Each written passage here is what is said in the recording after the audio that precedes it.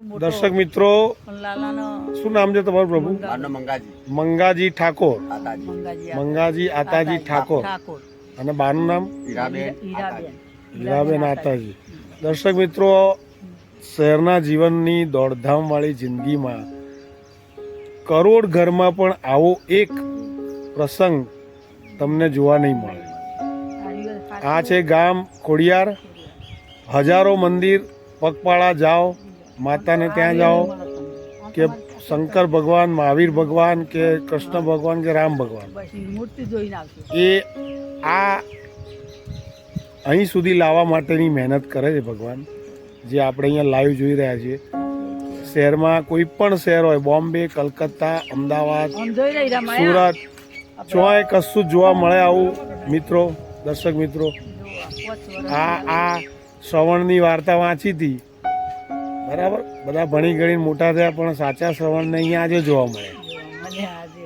કારણ કે બધા શહેરમાં કે ગળપણમાં સાથ આપતા નથી છોકરા છોડીઓ. છોકરા છોડીઓ તો હજી હાલે, પણ છોકરા શ્રવણ તો કરોડ એક. તો આજે આપણે લાઈવ આ શ્રવણભાઈ, કેટલા ટાઈમથી સેવા કરો બાપુ? શ્રાવણ મહિનાનો એમ?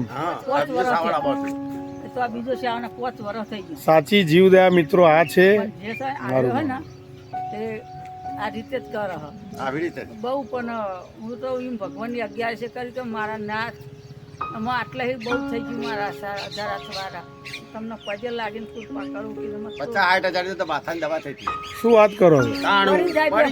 એટલે રાતી પાવ કલોલ જતા રહે ટાઈમ બનો રાતે 2 વાગે. ખરેખર તમારે તો મિત્ર, તમારો મોક્ષ થઈ જ જશે, તમે વૈકુંઠ પહોંચી જ જશો. આ અત્યારે 33 કરોડ દેવી દેવતા તમને જોઈ રહ્યા છે. તમારી આ સેવા એક સેકન્ડના કરોડ ભાવ તમારા સુધારશે. અમે તો જૈન છીએ, અમે આ બધું ભણીએ. કોને નવડાય અમને? શું નામ તમારું? કૈલાસબેન. મિત્રો જો મંગાજી, આજે આ શહેરના લોકોને બતાવવા માટે જ આ વિડીયો. ગામડાના ભોળા માણસોને આવા વિડીયોની જરૂર નથી, પણ આ આપણે દર્શક મિત્રો લાઈવ જે જોઈ રહ્યા છીએ, કદાચ એવું કહેવાય કે અમે શહેરમાં રહેનારા બિલકુલ લાગણી વગરના થઈ ગયા. નહીં તો આ સીન જોતા તો ચોધાર આંસુએ માણસ રડી પડે.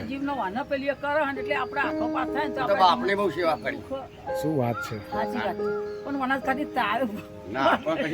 હવે આમ કહેવાય છે એવું કે ભાઈ ઠાકોરનું મગજ ગરમ, બધી જગ્યાએ ઠાકોરનો વટ નામ એમ તો બીક લાગે, પણ ઠાકોરમાં દયા અને પ્રેમ બી આટલી છે. શું વાત છે?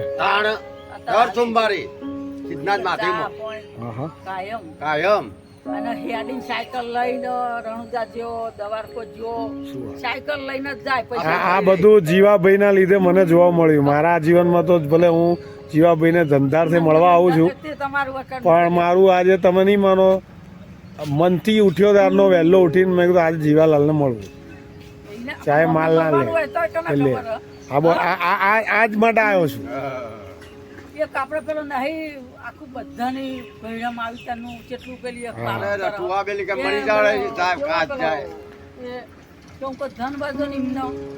ઘણા લોકો ઘણી જગ્યાએ ઘણી બધી તકલીફોના લીધે મા બાપને પણ ઘરડા ઘર મૂકી આવે છે, પણ આ જે મેં જોયું એ પૃથ્વી પરનો સૌથી સારામાં સારો સીન છે.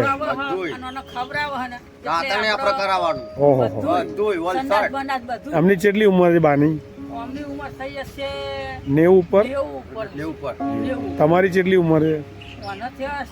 60 તો છે. ખરેખર ધન્ય છે તમારો આત્મા, અને ધન્ય છે તમારું.